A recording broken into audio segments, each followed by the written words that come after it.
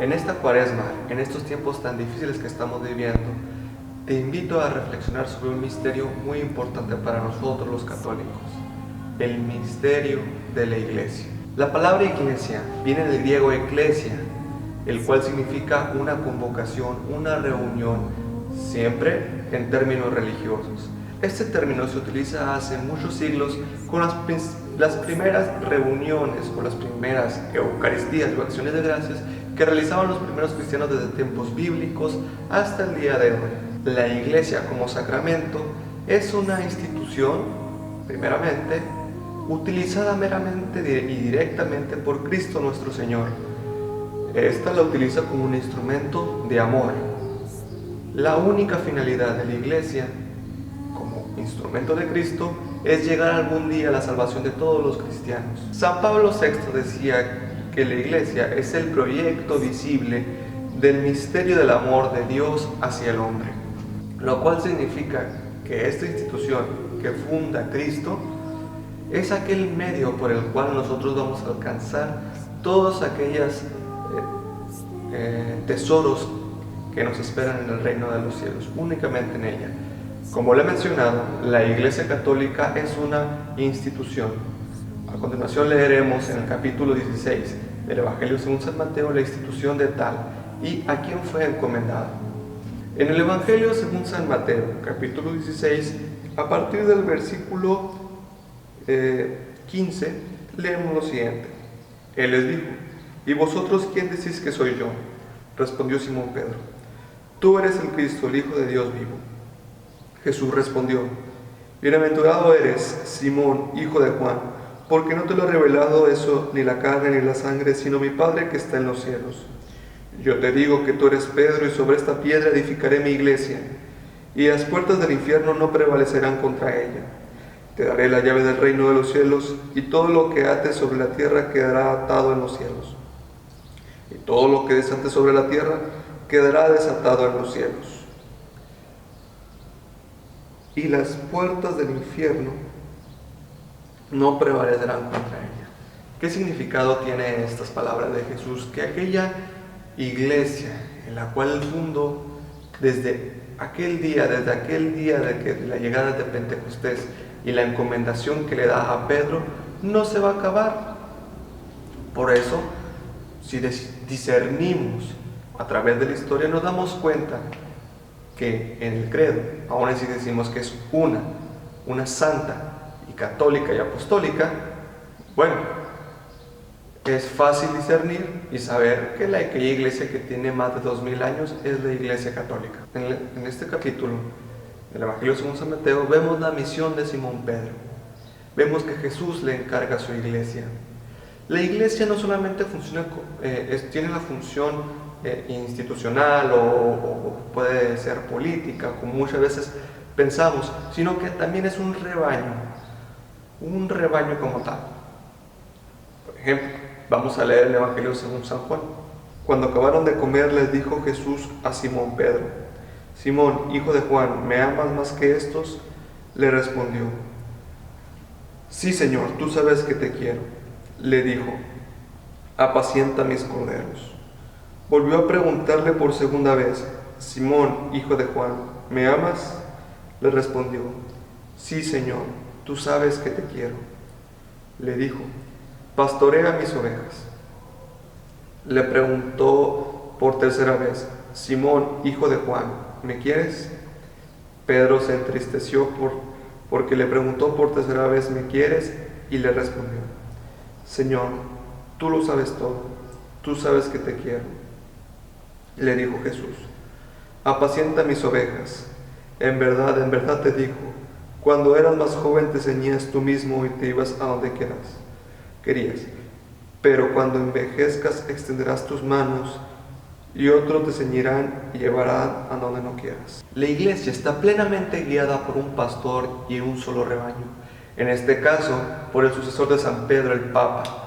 Hoy en día es el Papa Francisco, que nosotros le debemos entregar totalmente día con día nuestras oraciones para que Él permanezca firme, para que Él sea fuerte ante todas las adversidades que se puedan presentar. Ya hablamos de la institución del pastoreo como tal lleva la iglesia. Pero para poder discernir, para poder profundizar más, tenemos que enfocarnos en cómo era la vida de los primeros cristianos, es decir, en el siglo I, siglo II, siglo III, siglo IV. Hoy estamos en el siglo XXI, llevamos 21 siglos de Iglesia Católica y nosotros decimos tener la enseñanza de los apóstoles. Vamos a ver en el libro de los Hechos de los Apóstoles qué hacían esos primeros cristianos y también, especialmente, cuál es la importancia culmen y el precio que pagó Jesús por su iglesia. El libro de los Hechos de los Apóstoles, capítulo 2, versículo del 42 en adelante, dice que los primeros cristianos perseveraban asiduamente en las doctrinas de los apóstoles, en la comunión de la fracción del pan y en las oraciones. Vemos lo importante de estas tres palabras: en la doctrina de los apóstoles, en la comunión, en la fracción del pan y en las oraciones. Para nosotros es sumamente importante perseverar tanto en fe y moral con la doctrina de los apóstoles y leerlo bajo el discernimiento de dicho magisterio. La palabra magisterio viene de esta enseñanza misma de los apóstoles. De aquí se deriva nuestro comportamiento de fe y nuestro comportamiento moral, no como una serie de reglas, sino como el reconocimiento de una sola verdad. No varias verdades, sino una sola verdad. Por eso es que estamos aquí. Por eso es que decimos que la Iglesia Católica tiene la única verdad. Esta verdad que es Jesucristo mismo, esta verdad que es Jesucristo mismo y su reconocimiento como la verdad empieza a manifestarse el discernimiento hacia su esposa, que es la iglesia. Por eso es importante perseverar en la doctrina de los apóstoles, porque sabemos que aquella iglesia que tenga la doctrina de los apóstoles es la iglesia de Jesucristo. Como insisto, no como una serie de reglas, sino como una vida radical en Cristo Jesús. Vemos que los primeros cristianos, si leemos todo el libro de los Hechos de los Apóstoles, vemos cómo siempre hubo carencias, hubo pecados. Si leemos el libro del Apocalipsis, vemos la cantidad de pecados que cometían incluso estos primeros cristianos. Pero no por eso dejaban de ser la iglesia de Jesucristo, sino que San Pablo, San Juan y los apóstoles las reprendían y luchaban contra ellas con mucho amor y mucho cariño para que estas comunidades siguieran firmes en la fe. La pregunta es que si nosotros mismos seguimos firmes en esa fe de los apóstoles. Escuchamos también que los primeros cristianos se reunían a la fracción del pan. Esta fracción del pan o la Eucaristía que celebraban los primeros cristianos la podemos también descubrir en el capítulo 11 de la primera carta de los Corintios. En la primera carta de los Corintios, capítulo 11, a partir del versículo 23, San Pablo dice lo siguiente: porque yo recibí del Señor lo que también os transmití, que el Señor Jesús, la noche en que fue entregado, toma pan, y dando gracias, lo partió y dijo: esto es mi cuerpo, que se da por vosotros, haced esto en memoria mía. Y de la misma manera, después de cenar, tomó el cáliz, diciendo: este cáliz es la nueva alianza en mi sangre. Cuantas veces lo bebáis, hacedlo en memoria mía. Porque cada vez que coméis el pan y bebéis el cáliz, anunciáis la muerte del Señor hasta que venga. Así pues, quien coma el pan o bebe el cáliz del Señor indignamente, será reo del cuerpo y de la sangre del Señor. Examínese, por tanto, cada uno a sí mismo, y entonces come el pan y beba del cáliz, porque el que come y bebe sin discernir el cuerpo, come y bebe su propia condenación. En este texto, que puede ser muy fuerte, pero es clave para entender la fracción del pan en la que perseveraban los primeros cristianos. En la Eucaristía en la Santa Misa es el tesoro más preciado que puede tener un cristiano. En ella se presenta Cristo como tal, no de una manera simplemente figurativa, sino se presenta Posteriormente, el apóstol dice que por eso hay tantos enfermos que comen el cuerpo del Señor indignamente. El tema de este no es la Eucaristía, sino la Eucaristía como tal es el tesoro más preciado de la Iglesia. No hay precio en el mundo que se equivale a la Eucaristía. Por ello, para entender el misterio de la Iglesia, es importantísimo saber discernir el misterio de la Eucaristía. ¿Por qué? Porque toda esta institución que forma Cristo, en la Iglesia como misma, y sus 7 sacramentos que se ejercen en este misterio que es la Iglesia, nos dará plenitud para llegar algún día plenamente con Cristo. El Papa Francisco dice que prefiere una iglesia saliente, una iglesia que salga, aunque sea herida, aunque esté herida. Nosotros sabemos que nuestra condición humana muchas veces nos hace darle la espalda a Cristo, nos hace pecar. Es una iglesia herida. La iglesia siempre ha sido herida. Sabemos que para la Iglesia Católica existe la iglesia, la que es la iglesia triunfante, que es aquella iglesia que ya gozan de la vida eterna.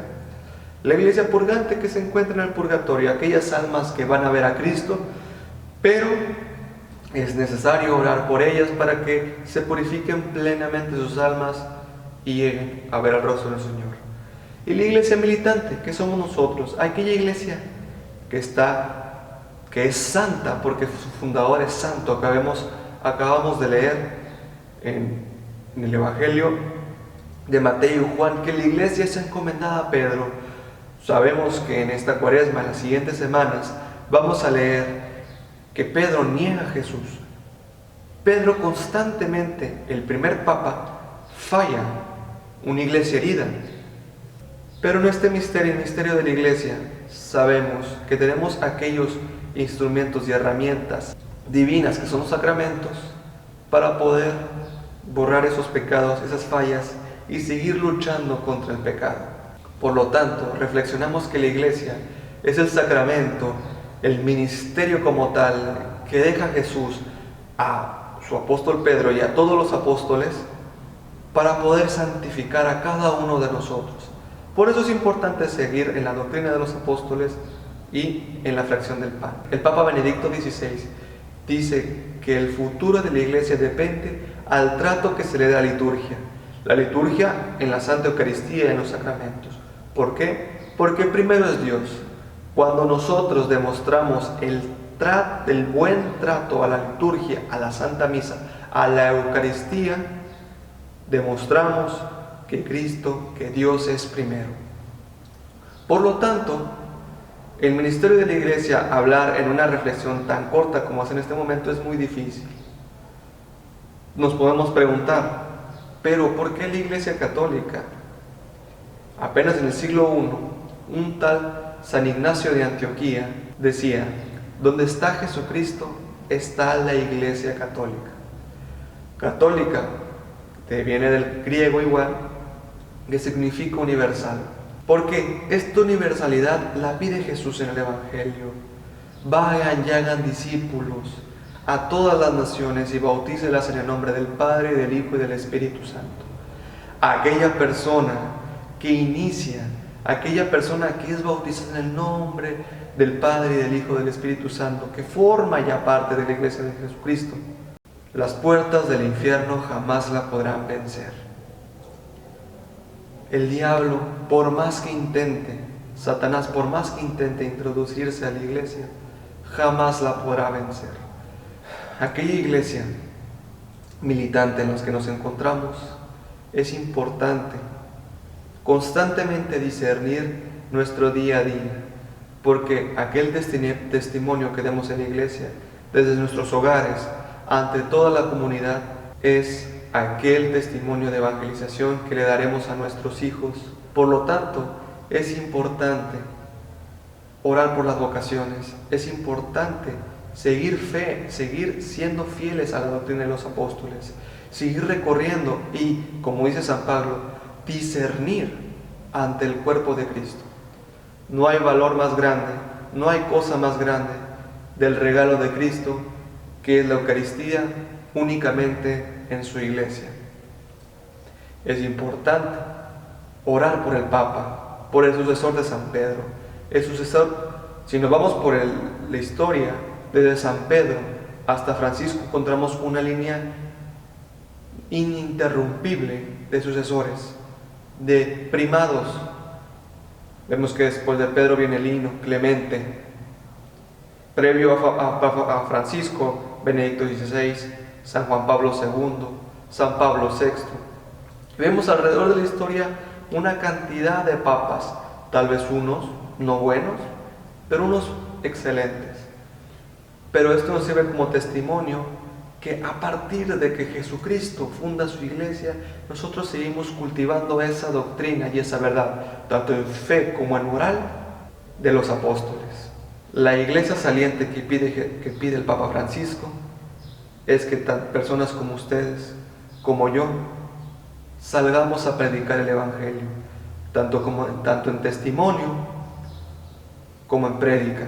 La tercera cosa que escuchamos en el libro de los Hechos de los Apóstoles es que perseveraban en la oración. Un católico, un cristiano, tiene el deber de orar siempre. Orar en la mañana, orar en la noche, orar en la misma Santa Iglesia, ir a la Santa Eucaristía con tal devoción de oración. El cristiano católico constantemente tiene que estar en oración por su iglesia, por los sacerdotes, por los obispos, por el Papa. Por lo tanto, yo te invito, hermano, a que salgas a la calle, a que difundas la palabra de Cristo, a que en tu trabajo sigas las enseñanzas de santos como es San José María Escrivá de Balaguer, que te santifiques en tu trabajo, que te santifiques en tu matrimonio, porque ahí también está la iglesia de Cristo, aquella que sigue la doctrina de los apóstoles, aquella que está de salida, pero firme en la fe, aquella que valora y da en primer lugar la Santísima Eucaristía que se da en la iglesia, aquella que promueve las vocaciones, aquella que le da sacralidad a la Santa Misa, que le da sacralidad a los sacramentos, que le da sacralidad a todos aquellos misterios de la Iglesia Católica, que lo hace con respeto, que cuando tiene dudas se forma, ama y busca la verdad. Para la conversión de muchísimos santos, como San Agustín, la verdad, la búsqueda de la verdad, entre tantas opciones de ateísmo, de otras religiones, de otras enseñanzas, que se debe su respeto como tal. Cuando nosotros en nuestro corazón buscamos la verdad, no hace falta buscarla, porque la verdad nos va a encontrar a nosotros. La verdad de Jesucristo, su Santa Iglesia Católica, el amor y la misericordia y el testimonio que demos en nuestras escuelas, nuestros trabajos, nuestras familias, en nuestra vida diaria y sobre todo en nuestra iglesia, es roca firme que nos guiará ante la santificación de nosotros y de cada uno de nosotros de cada uno de nosotros. Yo te invito, hermano, a conocer la historia de nuestra iglesia, sus enseñanzas, a formarnos de ella, a empezar a vivirla. La misma historia, desde la planeación de la planeación de esta misma iglesia, que comienza de las Sagradas Escrituras. Como tal empieza como planeación, primero como plan de Dios, posterior comienza con la muerte y resurrección de Jesucristo. A partir de ahí, los apóstoles, los primeros obispos, los primeros sacerdotes, y nos enfoquemos en los ejemplos de estos santos. Por mencionar algunos, yo te aconsejo que empieces a estudiar y a vivir lo que dice San Pablo en las Sagradas Escrituras, las primeras comunidades cristianas. Posteriores podemos encontrar en el siglo I a San Justino Mártir, a San Ignacio de Antioquía. Nos encontramos en el siglo III, IV, San Atanasio, San Agustín, San Ambrosio. Cada uno de ellos, cómo estaba la iglesia en aquellos momentos y cómo se vivía. Los primeros 300 años de la iglesia de Cristo, la iglesia católica, era perseguida, era martirizada. Te invito a conocer la historia de Santa Ágata, de todos aquellos santos mártires incluso del mismo San Pedro, del mismo San Pablo. ¿Por qué? Porque este conocimiento, esta vivencia, esta vida de los primeros cristianos, de su devoción por la Santísima Eucaristía, por su mortificación, por su vida cristiana, es un reflejo de lo que quiere el Concilio Vaticano II en 1962. Hoy en la fecha estamos viviendo estos tiempos.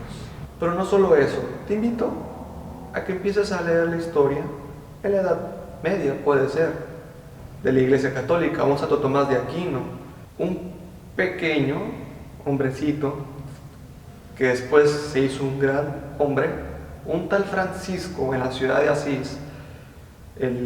Jesús le habla en San Damián y le dice: Francisco, Francisco, reconstruye mi iglesia, que se cae a pedazos.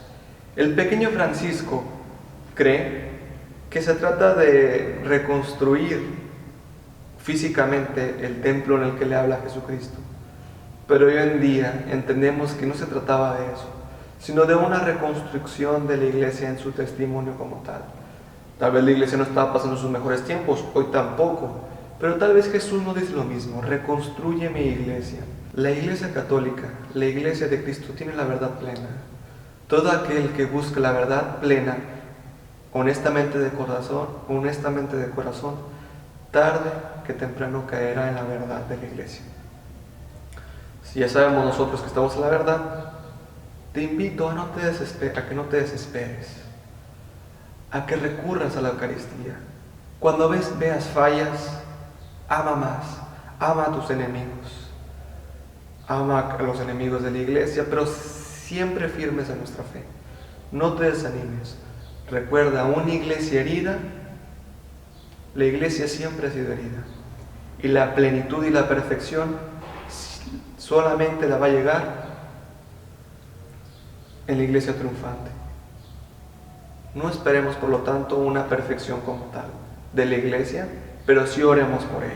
Así como San Francisco de Asís, San Francisco de Sales, el santo cura de Ars, San Juan Pablo II, todos aquellos santos que notaron este llamado de reconstruye mi iglesia, nos dan un ejemplo firme de la paciencia, del amor y de la caridad que tenemos que tener ante todos nuestros hermanos. Yo te invito a perseverar en la fe, a que en esta Cuaresma reflexionemos sobre eso, a ser amorosos, a predicar el Evangelio, a dar un buen testimonio tanto en el trabajo, en la escuela y en todas partes. Hay que amar de corazón para hacer ello, olvidarnos de las cosas del mundo y ser plenos y amar a Jesús sobre todas las cosas, atender a su llamado, ya sea el matrimonio, ya sea el sacerdocio, una vida consagrada, y sobre todo, ser firmes en esa fe de Cristo. Aprender a ser fieles como todos los santos, a pesar de las adversidades a lo largo de la historia, han sido fieles a Cristo. Que nos quede como reflexión de esta pequeña charla sobre la iglesia: ser amorosos con ella, respetarla, darle el respeto y la sacralidad que merece. Recordemos que la iglesia es el cuerpo místico de Cristo, que la iglesia es la esposa de Cristo, y recordemos que la iglesia Cristo la adquirió mediante su sangre. Todo esto lo encontramos en las Sagradas Escrituras. La iglesia es importantísima, es importante amarla, es importante repararla, es importante reconstruirla y serle fiel a la doctrina de los apóstoles. Te invito a ofrecer penitencias por su pastor, por el Papa Francisco. Te invito al ayuno, te invito a ser fiel en sus enseñanzas sobre la caridad, sobre el amor hacia los demás, hacia el prójimo, por aquella misericordia que le imploramos en el Salmo 50 a Jesucristo, demostrar aquella misma misericordia dentro de nuestra iglesia hacia los demás, fruto de nuestra fe. Te invito, hermano, a recurrir a la caridad, ir a aquellas periferias, predicar el Evangelio ahí, darle de comer al hambriento, darle de beber al sediento y ser sumamente misericordiosos con ellos. Demostrar ese amor y esa misericordia que nos da Cristo mediante sus sacramentos, que se ejercen en su Santa Iglesia. Tiempo de Cuaresma, tiempo de pandemia, por lo tanto, tiempo de amor y penitencia por la purificación de su Santa Iglesia. También te invito, hermanos, a recurrir al magisterio de la Iglesia, a las Sagradas Escrituras, a la Santa Tradición y a todo aquello que nos une como congregación, como asamblea, como Iglesia.